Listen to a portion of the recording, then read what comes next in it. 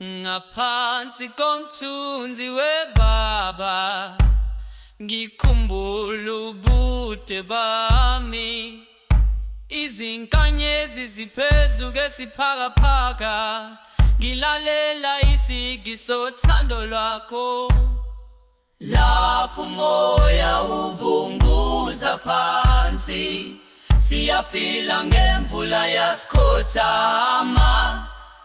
All right, so today we're diving into the life and times of Shaka Zulu. Shaka Zulu. Yeah, you know, the legendary African king, the military mastermind who really shook up Southern Africa in the 19th century. And Fascinating figure. yeah, absolutely. A figure who's been painted as both A hero and a villain. and a villain. Yeah.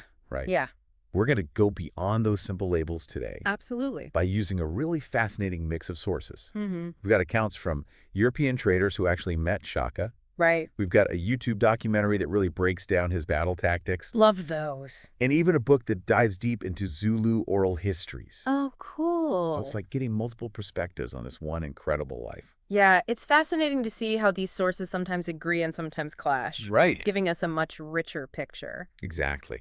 So our mission today is to cut through the myths and grapple with the real Shaka. Yeah. Was he a visionary leader, a brutal tyrant, or A mix of both. a mix of both? Probably. Yeah. And we'll try to unpack all of that, starting with his early life, Okay. which was anything but ordinary. Yeah, that's right. Shaka's story begins with a challenge. Okay. His illegitimate birth. This was a huge stigma in Zulu society. Wow. And it directly impacted his path. So his father was Senzangakona, the chief of the Zulu clan, Mm-hmm. and his mother, Nandi, was from a neighboring tribe. Okay. And so this outsider status made things really complicated for Shaka. It sounds like a society where your family tree basically decided your fate. Absolutely. You were either out? or you were out. Yeah. And to understand this, we have to understand the importance of cattle in Bantu culture. Okay. They weren't just animals. Right. They were a measure of wealth intertwined with social structures and even spiritual beliefs. Huh. So for someone like Shaka, born outside the accepted norms, Right. the road to power was rocky, to say the least. It's like starting a game on the hardest difficulty setting. Yeah. But even with these setbacks, Shaka managed to make a name for himself. He spent a good chunk of his childhood in exile with his mother before finding refuge with the Methwa people. That's right. And this is where he honed his skills as a warrior rising through the ranks. And even then, there were glimpses of the leader he would become. Okay. He displayed a level of violence that was unsettling even for a warrior culture. Really? Remember that cattle raid mentioned in the documentary? Yeah. Yeah. He went way beyond the objective, essentially wiping out a rival tribe instead of just stealing their cattle. Wow. That's Yeah. intense. Intense. Right? Yeah. It made me think, okay, this is not your average ambitious young man. Yeah. Yeah. What drove him to such extremes? It offers some clues about Shaka's psychology, Okay. his ambition, his ruthlessness, and his willingness to defy authority to get what he wanted. Yeah. It really foreshadows the leader he would become. But how did he actually take power? Okay. That's where things get even more interesting. That's right. Well, it starts with a power vacuum. In 1816, Shaka's father, Senzangakona, died. The designated heir was another of Shaka's half-brothers, Sigujana. Right. But Shaka saw his chance, and he was not about to let it slip away. I bet. Okay, so what did he do? Wow. This is where his strategic brilliance comes in. Absolutely. He formed an alliance with the Methithwa, Okay. the same people who had sheltered him during his exile. Oh, wow. Think about that. He used his past hardship to his advantage, Right. gaining their military support to challenge Sigujana for the throne. It's amazing how he turned that situation around. Right. But I have a feeling this wasn't just a polite request for a leadership change. You're reading between the lines, and rightly so. Yeah. He employed some, let's say, less than honorable tactics. Oh, yeah. He arranged for his half-brother Ngwadi to assassinate Sigujana, Oh, wow. eliminating the competition and clearing the path for his own ascension. That's a stark reminder of the brutality of the time, Yeah. the lengths people would go to for power. Mm-hmm. It's a morally gray area for sure. Right, and it highlights a crucial point. Okay. In this world, power wasn't given, it was taken, often by force. And Shaka was clearly willing to do whatever it took. He understood the stakes, and he played the game ruthlessly. So he seized power. Now what? Well, From what I remember, Shaka didn't exactly sit back and relax. no, he did not. He had big plans for the Zulu Kingdom, Big plans. especially when it came to the military. You're absolutely right. As soon as he became leader, Yeah. Shaka set about transforming the Zulu military into a force unlike anything Southern Africa had seen before. And one of the most famous innovations was the ikwa, The Ikwa. a weapon that sounds absolutely terrifying. What can you tell us about it? It was a short stabbing spear with a long, broad blade. Yeah. Imagine a Roman gladius, but designed for brutal close-quarters combat. Oh, wow. This was a total game changer compared to the traditional long-throwing spears used by other tribes. So it's less about keeping your distance and more about... Getting up close and personal, Yeah. which must have taken incredible courage and discipline. And the documentary mentioned how Shaka enforced relentless training with this new weapon. Yes. He even had his warriors ditch their sandals to toughen up their feet for those long marches. Well, that detail about the sandals is probably a myth. Oh, really? Historians believe that the Zulus actually marched at a slower pace than commonly thought. And they likely wore sandals when the terrain demanded it. So some of the dramatic imagery might be a bit exaggerated. Perhaps a bit. Still, you have to admit, there was a method to Shaka's madness. Oh, absolutely. He was obsessed with efficiency and effectiveness in his army. Absolutely. Shaka understood that warfare wasn't just about weapons and tactics. Right. It was also about psychology. Okay. He introduced the bullhorn formation. The what? Picture a crescent moon of warriors Okay. closing in on the enemy from the sides, Right. trapping them in a deadly pincer movement. Oh, wow. Can you imagine being on the receiving end of that? Talk about psychological warfare. Yeah. That would be terrifying. And from what I've read, his discipline was Legendary. legendary, or maybe infamous is a better word. Right. Entire regiments, even families, faced dire consequences if they didn't meet his exacting standards. It's a chilling reminder of the cost of failure under Shaka's leadership. Yeah. It makes you think about leadership styles across different cultures. Right. Sure, his methods were brutal, Yeah. but undeniably effective. He forged an incredibly powerful and disciplined army. Mm-hmm. And that leads us to the Zulu War, Okay. where he really put those military reforms to the test. Right. That's the conflict where Shaka's army faced the powerful Nwanwe, Yeah. led by King Zwide, Mhm. who had actually killed Shaka's mentor, Dingiswayo, Yes. just months after Shaka became king. Right. So this wasn't just a battle for territory, it was personal. Exactly. It was a clash of titans, a showdown years in the making. Wow. The Nwanwe had numbers on their side, but Shaka had superior tactics and training. Right. And in 1818, at the Battle of Goakli Hill, he proved just how powerful his new army was. That's the battle where he used the terrain to his advantage. Yes. Luring the Ndwandawe into a trap before unleashing his Ikwa-wielding warriors in a devastating counterattack. That's the one. It was a turning point for Shaka and the Zulu Kingdom. Wow. From this victory onward, their dominance in southern Africa was clear. But this victory and Shaka's style of warfare also cast a dark shadow on the region. You're talking about the Mfecane, Yes. that period of widespread chaos and upheaval that swept across southern Africa. Yes. The Mfecane is a complicated and tragic chapter, Yeah. and its causes are still debated by historians today. So let's dive into this Mfecane. We're talking about the crushing or the scattering, which already sounds pretty intense. Just how bad did things get? Imagine a storm sweeping across southern Africa, uprooting entire communities, and leaving devastation in its wake. The Mfecane was a period of mass migrations, constant warfare, and horrific loss of life. Yeah. Historians estimate that between 1 and 2 million people died during this time. Wow, that number is staggering. And the traditional narrative often places the blame squarely on Shaka's shoulders. Right. Like, it was his conquests that set off this chain reaction of violence. That's the dominant view, and it makes sense to a degree. As Shaka's armies conquered more territory, other tribes were forced to flee, Right. leading to clashes over resources and land with other groups. Yeah. It's like a ripple effect of conflict spreading outwards. But our book suggests that blaming it all on Shaka might be a bit simplistic. Right. It brings up other factors at play, like European encroachment. Mm-hmm. How did that contribute to the chaos?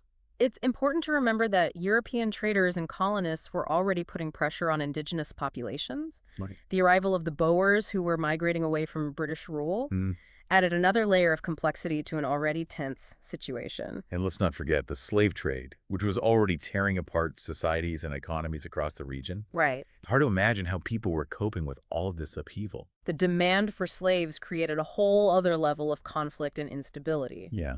Tribes were pitted against each other, fighting to capture people to sell to European traders. Wow. This made them more vulnerable to Shaka's advances as they were already weakened by internal strife.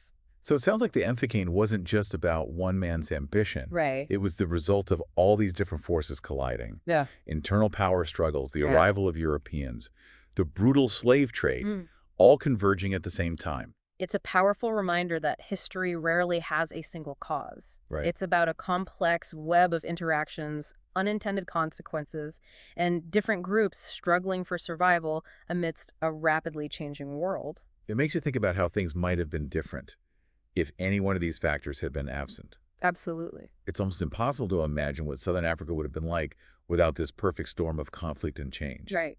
But one thing's for sure, the Emphikane had a profound impact on the region, shaping demographics and political landscapes for generations.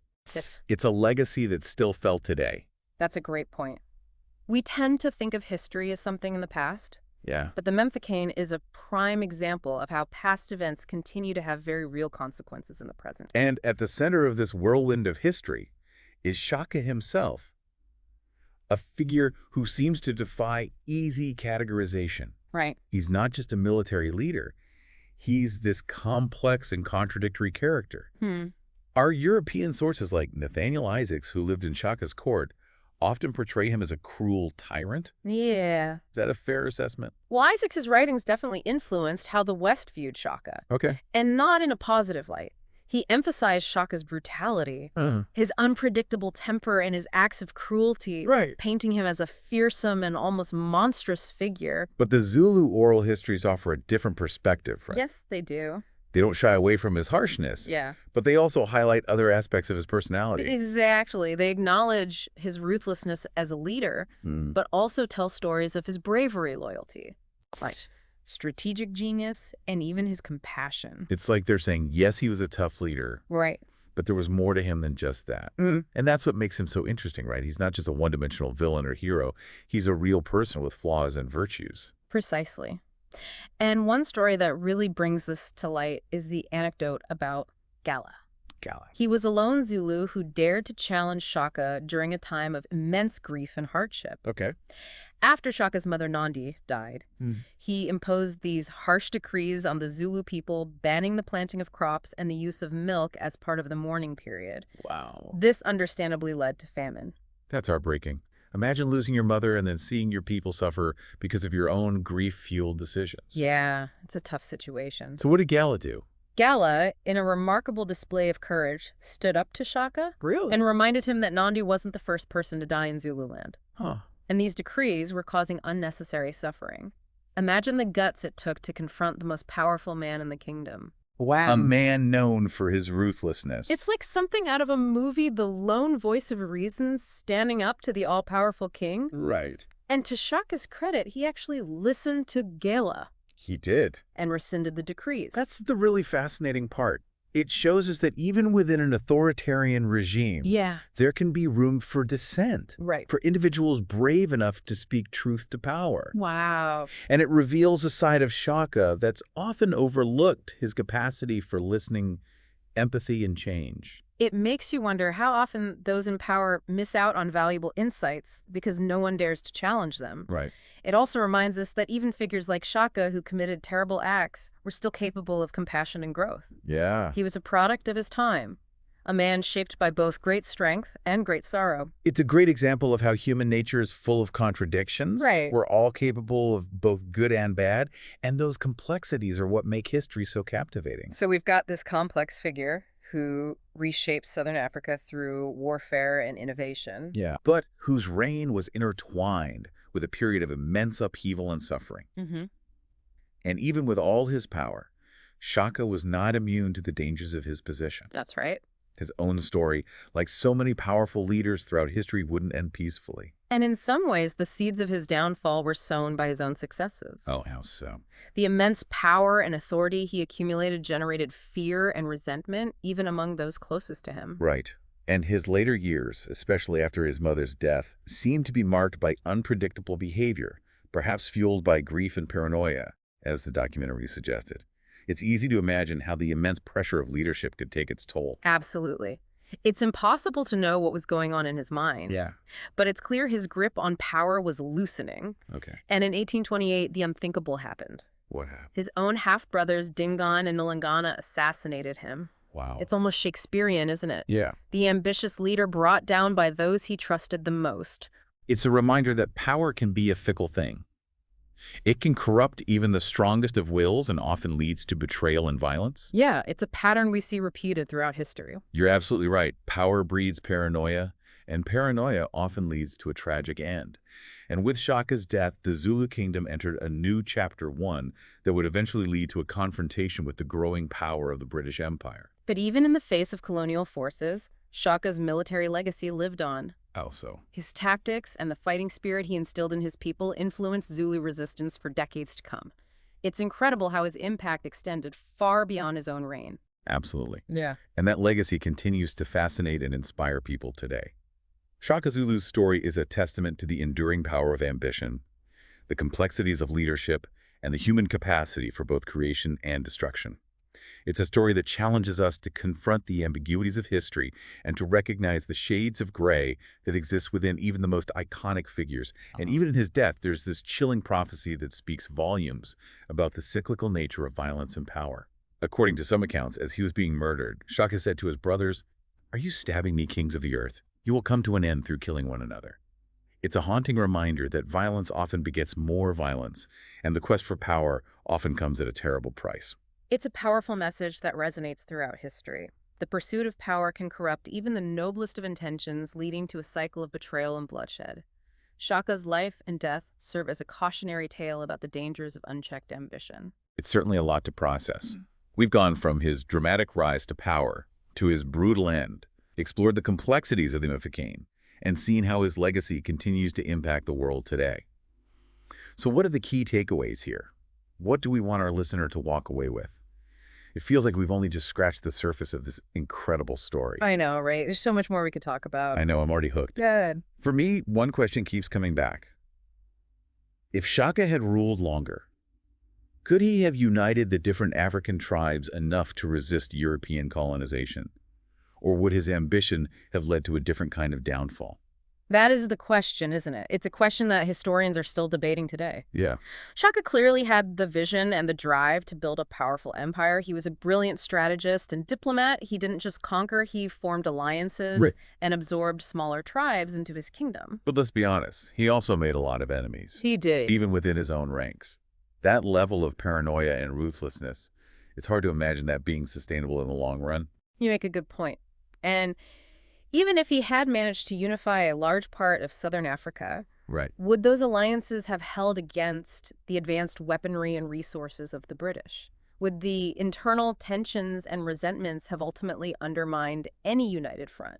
It's impossible to know for sure, but it makes you wonder, what if there was a different kind of leader?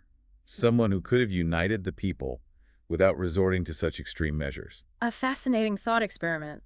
It really is, and one that highlights the complexities of leadership and the challenges of resistance against a powerful colonial force. What's clear is that Shaka's legacy is intertwined with the tragedy of colonialism. His kingdom, built on warfare and expansion, ultimately fell to the British in 1879. But it's important to remember that it didn't happen without a fight. Absolutely. The Zulu people resisted fiercely, and their courage and military skill were on full display even in defeat. The Battle of Izondawana is a prime example where a Zulu force armed mostly with spears and shields managed to defeat a modern British army. It became a symbol of resistance against colonial rule and a testament to the strength and resilience of the Zulu people. It's a powerful reminder that even in the face of overwhelming odds, people will fight for their freedom and their way of life. And that spirit of resistance was in part shaped by Shaka's legacy. He might not have led them to victory against the British, but his emphasis on military strength and discipline certainly played a role in their ability to put up such a fight. So we've gone from Shaka's turbulent childhood through his rise to power and the complexities of the overcame to the eventual fall of the Zulu Kingdom. That's quite a story. It's a story that's both epic and tragic, full of ambition, violence, but also incredible resilience. It's a story that forces us to think about power, leadership, and the lasting impact of colonialism. And it's a story that continues to have relevance today as we grapple with the legacies of injustice and inequality around the world. It's definitely left me wanting to learn more. I'm Yeah. thinking I'll delve deeper into the Mfecane next to understand its long-term impact on southern Africa. There's just so much to unpack. I encourage you to do that. There are some fantastic resources out there. Oral histories, archaeological evidence, even accounts from missionaries and travelers who witnessed the Mfecane firsthand. It's a rich and complex subject. And maybe I'll even check out some biographies of other influential figures from this era. Mzilikazi, the Zulu general who broke away from Shaka and formed his own Zulu Kingdom. Sounds like a fascinating character. Well, he is. He's another example of how Shaka's influence rippled outwards, shaping the destinies of entire nations. Yeah. It's a reminder that history is interconnected. Events and individuals often have unexpected and far-reaching consequences. So for our listener who's been with us on this journey, what's the one thing we want them to take away from this deep dive into Shaka Zulu? Shaka Zulu's story is more than just a tale of a warrior king. It's a window into a pivotal moment in African history, a time of immense change and upheaval. It's a story that challenges us to think critically about power, ambition, and the human capacity for both good and evil. It's a story that's still unfolding. The legacy of Shaka Zulu, the Mfecane, and the struggle against colonialism continue to shape South Africa and the world we live in today. We encourage you to keep exploring, keep asking questions, and keep the conversation going.